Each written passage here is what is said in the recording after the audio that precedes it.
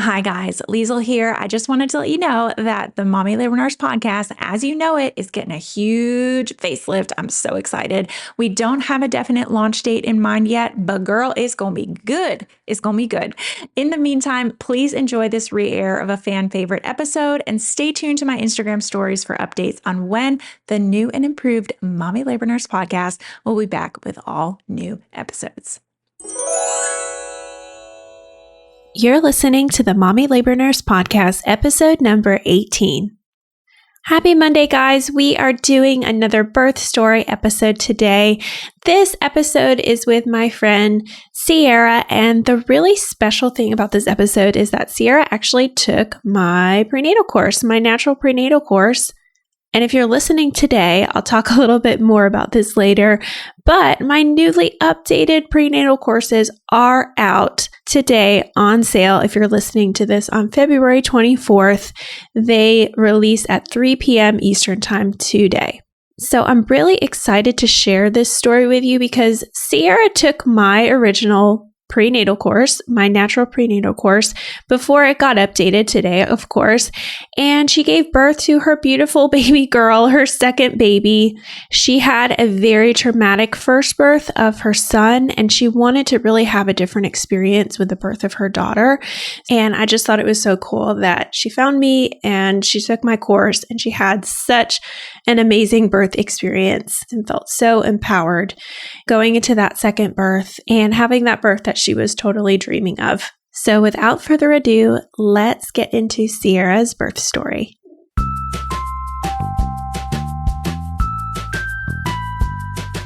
You're listening to the Mommy Labor Nurse Podcast, where we firmly believe in the power of education when it comes to giving birth.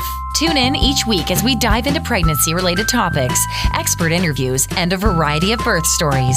As a reminder, anything you hear on this podcast is not medical advice. Please see mommylabornurse.com/disclaimer for more details. And now, here's your host, educator, registered nurse, and fellow mom, Liesel Teen. This episode of the Mommy Labor Nurse Podcast was sponsored by me. So I talked a little bit in the intro about my prenatal courses, my birth courses that are newly updated today. They come out at 3 p.m. Eastern Time today, the updated courses. I have been working so hard on them and I'm so proud of them. And I really hope that if you're pregnant and you're listening and you're seeking out birth education, that you will check them out. They have so much information in there that is going to prepare you for your upcoming birth. And I'm just really, really excited to share the newly updated videos and the newly updated content with you guys because it just looks so professional and so cool. So let me tell you a little bit about each one if you haven't been following my Instagram and you don't know anything about them. So we have Birth It Up. Both of them are called Birth It Up. And we have Birth It Up, the natural series, and Birth It Up 2.0, the epidural series. The natural series is targeted towards moms who really desire a natural delivery. When I say natural, I just kind of mean going without an epidural with minimal interventions.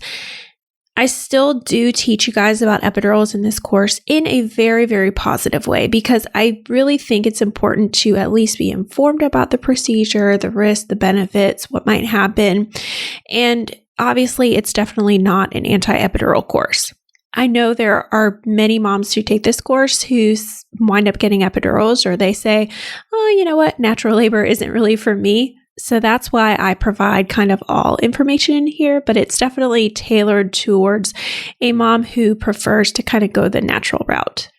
Birth It Up 2.0, the epidural series, is targeted towards moms who desire birth education, just like, you guys who want the natural series, you want birth education, but you guys know you definitely want to go the epidural route. You don't really have much interest in the whole natural labor thing. This course is very similar to my natural series in terms of the anatomy and physiology and birth prep kind of stuff. And many of the lessons are the exact same and they just kind of transition over. But I focus a lot more heavily on the fact that you totally want an epidural. In this course, I still also teach about other pain management techniques. because I think it's at least important to be informed about that. Plus, you don't know how many moms I've gotten messages from saying that they went a little bit too fast during their births and they did not have time to get their epidurals. So they were very greatly appreciative that they had some natural techniques because they just went too fast.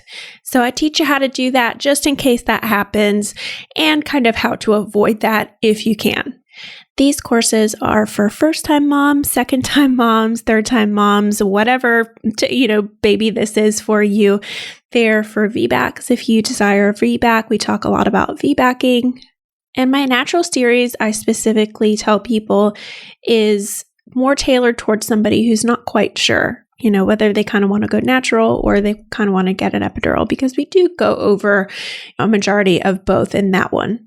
So whichever course you decide to get, my hope is after taking one of these courses, you're not really going to be afraid of birth anymore. That is really my goal behind these courses. It's to take that fear away, because I know I've been a first-time mom before. I know how scary birth is. I've cared for many, many first-time moms who are terrified going into birth. And really my whole thing is that education is power. And by educating yourself about the birth process, you really can get rid of that dread that you have and that anxiety that you have going into birth. After you take one of these courses, you're going to feel confident, empowered, and educated so you can go into your upcoming birth and totally rock it. That's what I want. I want you to have a better birth. Along with these courses, I have created a little Facebook group for you guys too, to kind of get that sense of community as well. People love this Facebook group because people are always asking questions in there, and it's very, very responsive. People are really, really great about answering questions. And one of my favorite parts is I see people post their birth stories all the time, and moms just love to go on there and read other people's positive or negative birth stories. So just a few details about this launch. They come out at 3 p.m. Eastern Time today, the 24th, February 24th, 2020, and they will be open for 40% off for 3 days, okay? Normally they sell for $39 each, and for the next 3 days, you can get either for only $23. That sale ends at 9 p.m. Eastern Time on Thursday, February 27th. And I know you're probably like, what? $23? I can get this course for only $23? Yes, you can. Okay. It's very, very important to me to keep this price low and affordable for as many people possible, because I really truly think that the information contained in prenatal classes, in any prenatal class, should be priced much lower than they generally are. This class 100% contains all the necessary information that a $200, $300, $400 prenatal class will. It's really, really important to me that the most people possible get this information. So that's why they are, and they will always stay so low for you guys. I really, at the end of the day, don't care about making millions of dollars on selling prenatal courses. I really care about you guys getting this information. So that's why they stay really low. And that's why I do these low launches for you guys. Because, hey, I don't want you to ever feel like you want birth education, but you can't afford it. I've totally been there struggling financially and, wanting something and being like, I can't afford this. I know I really need this, but I can't afford it. And I don't ever want you to look at birth education like that. So I really hope you guys check them out. I will leave the link to both courses at the end of the show notes so you guys can check them out. And if you use the code I am pregnant, it's all one word, IAMPREGNANT. Don't know how to spell for a second. You can get those courses during the 3-day launch for only $23. So that's pretty much it. Sorry for this long little promo in the beginning of this episode, but I am really, really excited about these courses. So yeah, let's get into today's episode. Hi, Cierra. Welcome to the Mommy Labor Nurse podcast. Thank you so much for being here today. Hi, Liesel. Can you start by just telling listeners a little bit about yourself and your family, where you're from, all that good stuff? Yes, my name is Cierra. I live in Dayton, Ohio. Mm-hmm. I've been married to my husband, Nathan, for 5 years now. Mm-hmm. We have 2 babies. Our son Ezekiel is 3 and our daughter Hannah is 4 months. I'm a stay-at-home mom, and during our free time, we pretty much just volunteer at our church. My husband is a youth pastor, and that's pretty much all that there is. Cool. Stay-at-home mom. My hobbies is keeping the babies alive. No, I totally get it. You're good. You're good. Cool. Well, we are doing a birth story today, guys. We're going to be talking about pregnancies and birth stories and breastfeeding, postpartum, all of that good stuff. So, Cierra, did you want to start with your oldest one and talk about your pregnancy with that baby and how you found out and all that good stuff? Yeah, I can give you kind of a brief summary of his. Sure. Because it really affected the reason I did things different with my daughter. Yeah. So with him, found out pretty early. I think I was about 4 weeks. I was one of those people who took tests every day. So I found out with him, I had a pretty uneventful pregnancy. I didn't have any complications or any issues with him. But going into labor with him, my water broke at 38 weeks and I didn't have any contractions. So when I went into the hospital, they wanted to start Pitocin and all that. I wasn't very prepared. Like, I didn't take any labor classes. My doctor was pretty set in his ways with things. So when I said I'd like to explore not having an epidural, anything like that, he kind of shut it down. He's like, oh, everybody gets epidurals. So I kind of just went with what he said. I was a first-time mom. I didn't want to make any mistakes. So with him, they admitted me and started Pitocin immediately. And I got the epidural pretty early, and it worked for a few hours. And then I was asking for the IV meds, and they gave me 2 doses of fentanyl. And then after that, I was pretty much in so much pain. My epidural had worn off, and they weren't going to keep giving me the fentanyl because it gets shorter and shorter every time. And I was a 9 forever with him. I think it was almost 5 hours. I was dilated to a 9. Wow. And finally I started pushing with him. I pushed for 2.5 hours, and he was sunny side up, which they didn't know until he came out. And the hospital I was at wasn't very mom friendly. I didn't get to do immediate skin to skin or delayed cord clamping or anything like that. So they took him, and I didn't even get to hold him for, I think, about 40 minutes. And with him, I bled a lot. So my doctor had to pretty much manually deliver my placenta. And that kind of made it very traumatizing for me. I didn't really expect anything like that. I know you've done a post on it before, and he pretty much had his hand pulling. I was in so much pain. They have videos of my son, and I was in the background screaming. And he had a lip and tongue tie, so breastfeeding didn't really work out with him. I did a couple weeks. By the time they found it, my supply was gone. He hadn't gained weight yet. Pretty much with him, I didn't get the experience I wanted. I mean, he's healthy now. He's the perfect 3-year-old. But when I found out I was pregnant with my daughter, I knew I wanted something different. Right. Of course. Because you'd had all these things happen and, it didn't go to plan. So totally makes sense. Right. And I found out I had options. I didn't really know that the first time around. So with her, I found out I was pregnant. I was like 4 weeks with her as well. And immediately I started researching different things, different doctors. I just wanted to have as much information in my hands as I could. I chose a doctor's office that had 2 OBs and 5 midwives. And they're all the nurse certified midwives. And the cool thing about them was they delivered. Our main hospital here in Dayton has a birthing center inside the labor and delivery floor. Oh, cool. And it has a couple units where you can do water births. They just don't offer any kind of medication. It's all natural birthing center. But the same nurses that staff the labor and delivery unit, some of them work in the birthing center too. So if something were to go wrong, I mean, you're right there on the same floor. That's pretty cool. I don't think I've ever heard of that, where it's all in kind of the same location.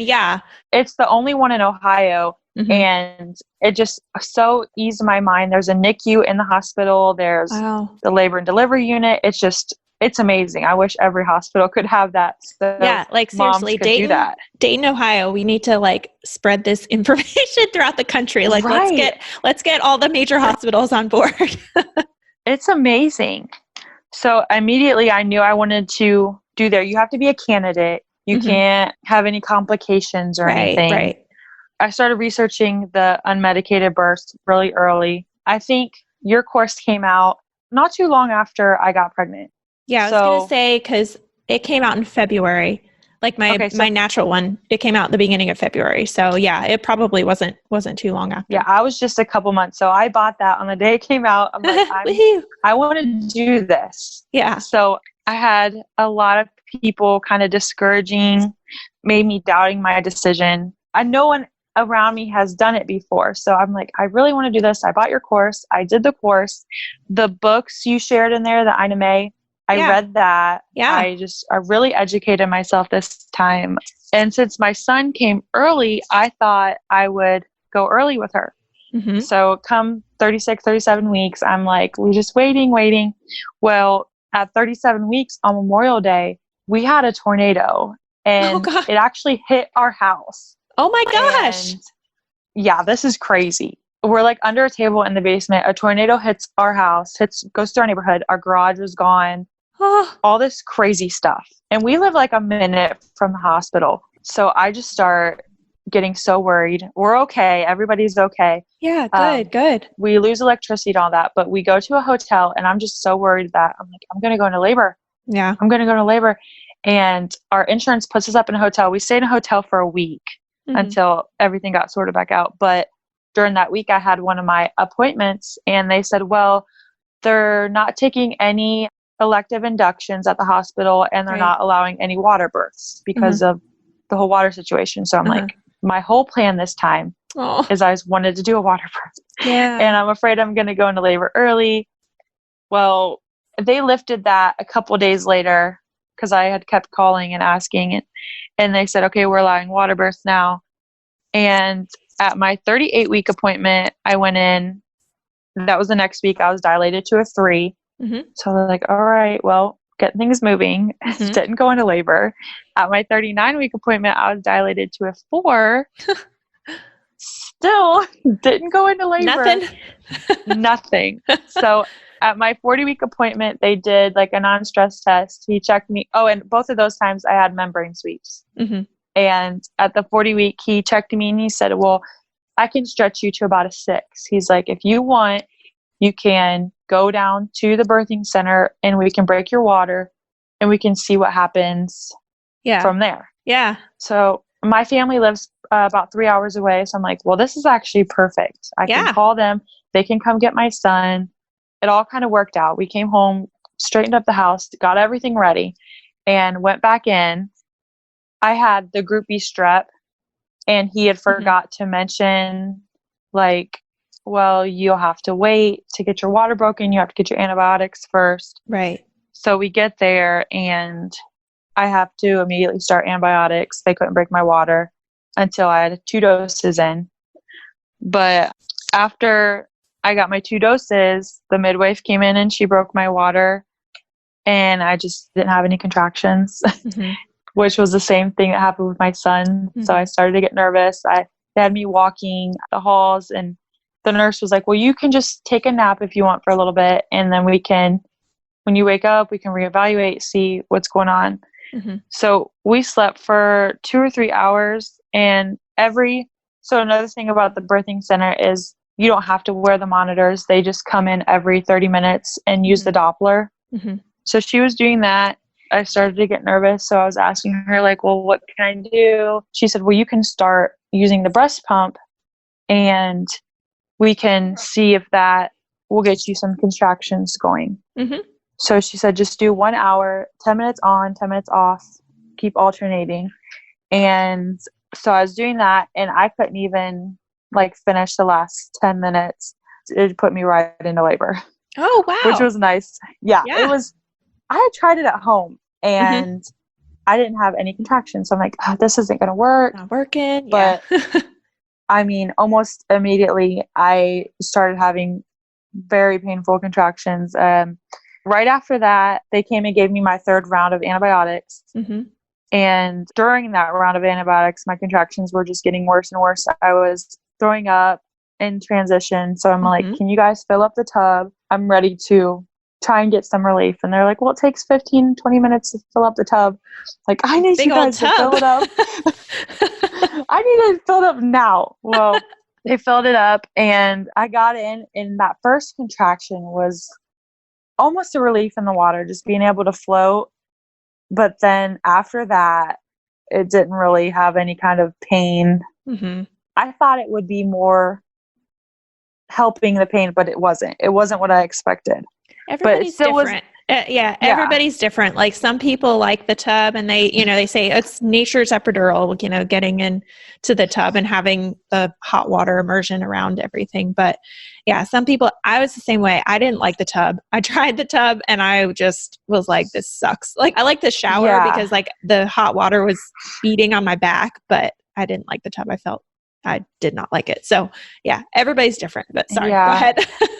It wasn't what I expected it was going to be. Yeah. So it was nice though for the breaks. I was able to like relax my whole body and float between each contraction. And that really helped me to get a break. And when I got in the tub, I was a 6 centimeters. Mm-hmm. And for about 2 hours, I labored in there. And then my nurses went to their lunch. It was like 2:00 in the morning, and they took their lunch. Mm-hmm. And another nurse came in with me, and I'm just like, man, I don't think I can do this anymore. I need you guys to move me to labor and delivery. And they don't do that. You have to have an issue to be moved. Yeah. Yeah. And she was like, well, let me check you. And she checked me and I was a 9. Okay. So she called, my nurse was back. She called the midwife. This was all pretty quick. The time I started my first contraction to this time I started pushing was about 2 hours. Oh, wow. 2.5 hours. They called the midwife up, and my husband got in the tub with me. There was no like place to put my head. Mm-hmm. That was another thing. There was no place for me to like relax my neck. Okay. Yeah. So he got behind me so I could lay my head back. Mm-hmm. And I started pushing. I was the only one in the birthing center. So I had like all the nurses were in there with me, which was kind of nice. Okay. Yeah, that is nice. And I started pushing around 3, and they let me push however I wanted. Like there was no coaching. Yeah. Which was total opposite with my son. The nurse counted down with my son, and with them, they're like, just whenever you feel to push, just push, and we'll work with what you want. And I like held on to the faucet to try and squeeze something. Yeah. And I pushed for about an hour, and they, every 2 or 3 minutes, maybe even less than that, they would do the Doppler. Mm-hmm. And right before she came out, the midwife was like, well, her heart rate just dropped. So if you don't get her out in the next couple pushes, we have to move you out of the tub. Mm-hmm. And I think that kind of gave me motivation. Yeah. I'm like, all right, well, I don't want to have to move while I'm pushing, so I'm just going to do it. So I was able to push her out, and I was able to grab her myself, pull her up on my chest. Aww. And as soon as she came out, it was just like the highest, I don't know. It was like, I did it. She's here. Yeah. And it's the best. It's like the best feeling ever. You're like, oh God, I'm done. And like, I did it. And I feel like Superwoman. Yeah. It was awesome. The best feeling. She was covered in vernix, like really, really thick. I was 40 weeks and 5 days. I was just going to say, like, were you, well, no, you couldn't have been off because you took a pregnancy test at 4 weeks, right? And you got positive. So yeah, maybe, hey. I don't know. She was just covered. It made me think, I'm like, man, maybe our dates were off. I don't know. Yeah. Yeah. But, and just for reference, guys, like why we bring that up is babies are more likely to have like an excess of vernix if they're earlier. So like a 37-week baby looks a lot different than like a 41-week baby in terms, usually, obviously, sometimes not, but that's one thing that we look for. It's like, oh, maybe, there's a couple other things, but vernix is one, like an excessive amount of vernix. It's like, oh, maybe this baby's only 37, 38 weeks. So that is interesting that you brought that up. Yeah. So that confused us a little bit. My nurses were asking, like, are you sure? But I mean, you're like, yeah, I don't man, know, I can't get a positive pregnancy test at 2 weeks. Right. Yeah, but she was just covered. Yeah. And I was able to do the delayed cord clamping with her. Cool. But one of the things with the birthing center is when you have a water birth, you can't deliver the placenta in the water. Mm-hmm. I think like with the infection and stuff. So they make you get out and walk to the bed to deliver the placenta.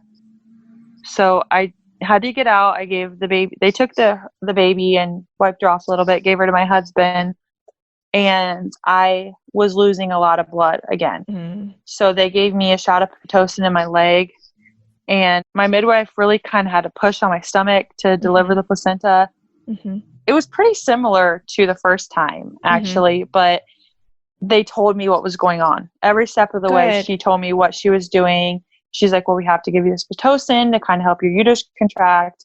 And I'm going to have to push on your stomach. It's going to hurt. She just really kept me informed.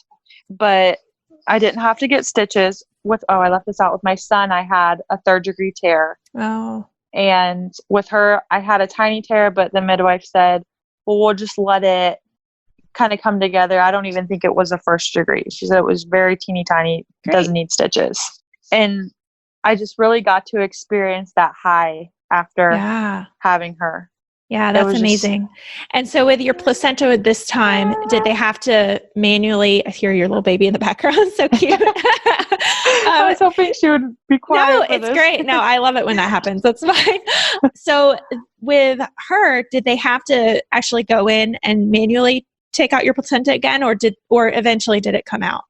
She like tugged on the cord a little, but not to where the full extent of getting completely in there and pulling it out.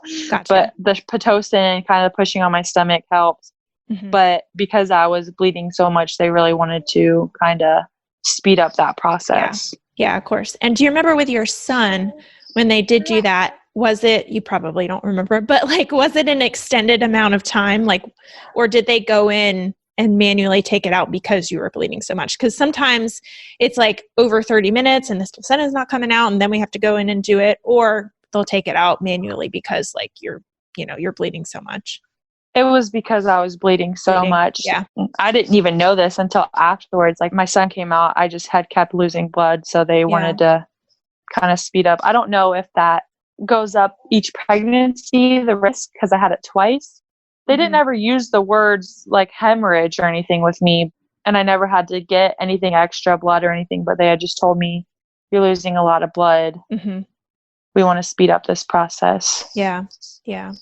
Well, I'm glad the second time that they were informing you a lot more and explaining things, because it just, I mean, it changes so many things in that circumstance, like, and that could be anything. Like if you have a traumatic XYZ happen, like it just makes such a difference if somebody's like, okay, this is what's going on. It's going to be okay. Like I'm going to be doing this and this is what's going to happen. I mean, I cannot stress that enough, that like communication is so important in these situations. Yeah. You want to know what's going on. I mean, people just come in and give you a shot and start doing this and that. It just calms you to know. And then it's a better situation if the patient's calm. Right. Exactly. I think we as healthcare providers sometimes forget that, like, because I know sometimes I'll fall into this, like I'll say a word that a patient won't understand what that means. And I'll be like, oh, no, actually, like, this is what it means. So I think we just fall into that trap of like, okay, we're just going to do this because this is protocol and this is what we do. But it's like, no, we really need to be talking to the patient, explaining them like exactly what is going on, because it makes such a difference. So thank you for that. So with your daughter now, you are 4 months postpartum. So talk a little bit about placentas came out. How was your postpartum experience with her? And like, was your breastfeeding experience different with her? Or did you even, decide to breastfeed with her? Yes. So the postpartum, the birthing center, you only have to stay 24 hours. That's great. And I was able to, I didn't really have any pain after delivery, was able to walk, stand, whatever. And the pediatrician in the hospital, so she had a great latch at the beginning. She's just kind of lazy she would fall asleep pretty early while she was nursing. Mm-hmm. And they said within the first 24 hours, they wanted 1 poop and 1 pee, and then it would go up per day each day. Mm-hmm. Well, the first 24 hours, she had the meconium, but she hadn't had a wet diaper until after that 24-hour mark. So the pediatrician was like, well, if you can follow up with her pediatrician the next day, it was a Saturday, then I can let you go home. Mm-hmm. I was able to get an appointment, and she was just really low on the wet diapers. Like it just, on 2 days, she had only had 1. On 3 days, she had only had 1, averaging 1 a day. And I had woke up and realized she hadn't had a wet or dirty diaper in 12 hours. So I called the pediatrician, like hysterical, because I wasn't sure if she was going to be okay. Yeah. That wasn't, it's scary. I was trying to look stuff up, and everything said like, talk to the pediatrician. And they said, well, we want you to go to the emergency room. Oh. And I'm like a mess. I'm 5 days postpartum. Like, I have to take my tiny baby to the emergency room. I didn't know what was going to be wrong. Like, there's nothing really on Dr. Google that says not having enough pee diapers. It said like kidney infections, different things. And we go in. The crap out of you when you start doing that. And a second time mom. So like, I was a little bit more relaxed. And then this, so I take her in, and as soon as we get there, she has like a really big pee diaper, fills her whole diaper up. Of course. And the doctor was like, well, normally we look for 24 hours, but your pediatrician wanted you to come in. They did a dehydration test on her and everything. She was fine. They said, your milk might not be completely in yet. Right. So the next day, between that 5 and 6 days, my milk finally came in. And that was the biggest point in our breastfeeding experience so far. That was the most worrisome, is waiting so long for my milk to come in. Yeah, of course. And so I followed up with lactation twice with the hospital, and went in and did like the weighted feed and stuff. And at that point, she was still pretty lazy, eating, falling asleep, not transferring enough during a feed. So I used the SNS, and they wanted me to feed her and pump afterwards, and use that SNS to give her the pumped milk. And I had to follow a schedule every day, pump so many times. And that lasted for about 6 or 7 days, till she was having enough wet diapers and steadily gaining weight back. Since then, it's been pretty good. Around 8 weeks, she started to get the green mucousy stool. And they had said, I took her to the pediatrician. Well, it kind of worked its way up, and then I saw like a speck or two of blood. So we went in, and they're like, well, this is a milk protein allergy. I'm like, really? She's not fussy at all. She doesn't cry. She's sleeping good. She's gaining weight. I was like so confused. And she's like, just stop eating dairy, no milk. I'm like, okay, well, I was reading more, and it's like a all or nothing thing. You can't just cut out milk. Oh, yeah. And they didn't really give me much information. So I cut out all the dairy for 3 days, and she had gotten a lot better. But then I found out I was eating something that had like hidden milk, like under a different word. And by 10 weeks, her poop was completely back to normal. And I'm like, I don't think she has a dairy allergy. And we went back and they tested it, and they're like, no, it must have just been a virus. Great. Like, okay, thanks. well, okay, well, thanks. Yeah. Not frustrating. So that was another hiccup, but she's 4 months now. I mean, she's doing great with her weight. She's about 80 percentile. I don't really pump anymore after that first couple days. I mostly just nurse her on demand, because that's easier for me with a toddler running around. Doing a pump is just kind of, I don't know, crazy. It's much more time consuming. I think it really is. It's great. You know, shout out to the exclusive pumpers out there, because that is tough. Like I pumped and breastfed, and gosh, it's a lot more time. Right. Exclusive pumpers, they're like superheroes, because it's a job. It's an extra job on top of being a mom and working a job. Yeah. So. Yeah, exactly. Well, cool. Well, that is so Great. Thank you so much for sharing all of that about, your son briefly and then your daughter and how different it was and how much more positive it was. I know you took my course, which is amazing. and I know you read Ina May's book. I know you used those two resources. Were there any other resources that you would recommend or you read or anything that you saw that you could recommend to other moms listening? Those were the two main things that I did. Gotcha. And those were amazing. Yeah. I would recommend the course and the book for anybody, even if you're not trying to go natural.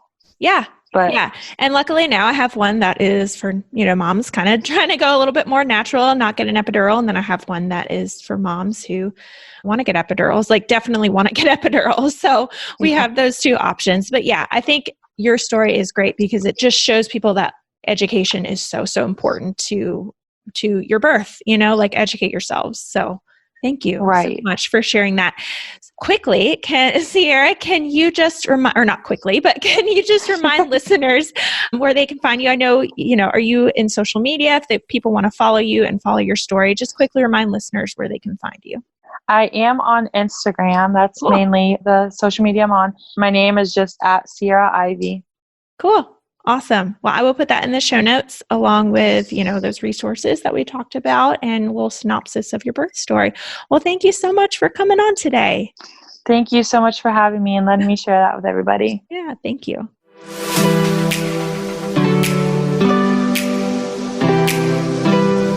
All right, so that is it for this episode of the Mommy Labor Nurse podcast. You probably follow me on Instagram because that's probably where you came from. But if you don't, head over to Instagram and follow me at mommy.labornurse for more. That is certainly where I am most active. I also now have a separate Instagram for just this podcast, so I encourage you to follow my second account at mommylabornurse.podcast as well if you want podcast updates. Again, that is at mommylabornurse.podcast.